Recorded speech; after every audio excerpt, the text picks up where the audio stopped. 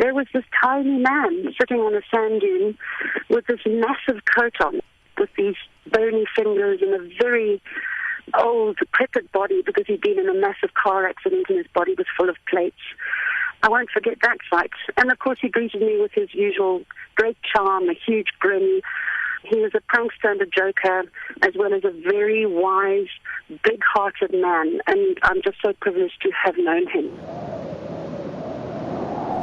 Patricia Glyn first met Dawid Kruiper in the Kalahari Desert of the Northern Cape over 2 years ago.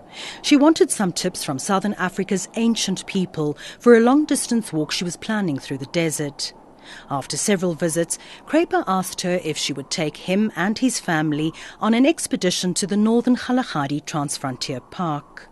His people, the Khomani San, had been totally evicted from that area by the mid-1970s. So they desperately wanted to see their ancestral burial sites and battlegrounds. They also wanted to see where Dawid Kruiper had learnt to hunt and where the Khomani San had walked freely before the arrival of all the settlers and colonialists. So last year I took Opa Dawid and 13 members of his family, spanning 3 generations, back to these places. And for 2 months we had this most extraordinary privilege of having a glimpse into a world which is all but gone, and also being entrusted with a secret that the Kruipers have kept in the family for about a century now. Maybe he knew he was not going to be on Earth for too much longer. Patricia Glyn is not yet ready to share that secret. She's co-producing a documentary and writing a book about Dawid Kruiper and the Khomani San. She explains how he viewed her book and some emotions she experienced following his death. He saw it as a way of getting some restitution and justice for the terrible things that have happened to him and this community, and that at last his story would be told.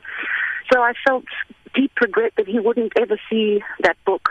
I felt rage that he died without more having been delivered to his community on the back of the land claim that they won in 1999. Rage that they've been so neglected. The 1999 Khomani San land claim was probably Dawid Kruiper's single most important legacy. It entailed 25,000 hectares as well as heritage and cultural rights in the Kalahari. They also got 6 farms on the outskirts of the park. Dawid took his community from being landless vagrants to land ownership. He saw them through that terrible process, which was hugely stressful for him. He wasn't literate. He was a very naive man and gave too much trust to too many people, and he was let down so badly so often during the land claim process. But I think that is particularly what he'll be remembered for. She explains why the Nama-speaking Dawid Kruiper preferred to be called a bushman rather than Khoisan. As far as they're concerned, San is a Nama word which has very pejorative meanings, like dirty, filthy, stealing, thieving. So he was very insistent that he be called a bushman because it has extraordinary connection with the land and his knowledge of the veld and how to live off it. Patricia Glyn says the most important thing she learned from Dawid Kruiper and the Khomani San is unconditional love. They laugh so much more than we do, and they have so much less reason to laugh.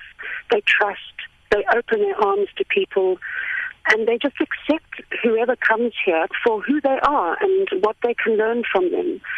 We've lost an extraordinary human being, bushman or not. I'm Angie Kapelianis in Johannesburg.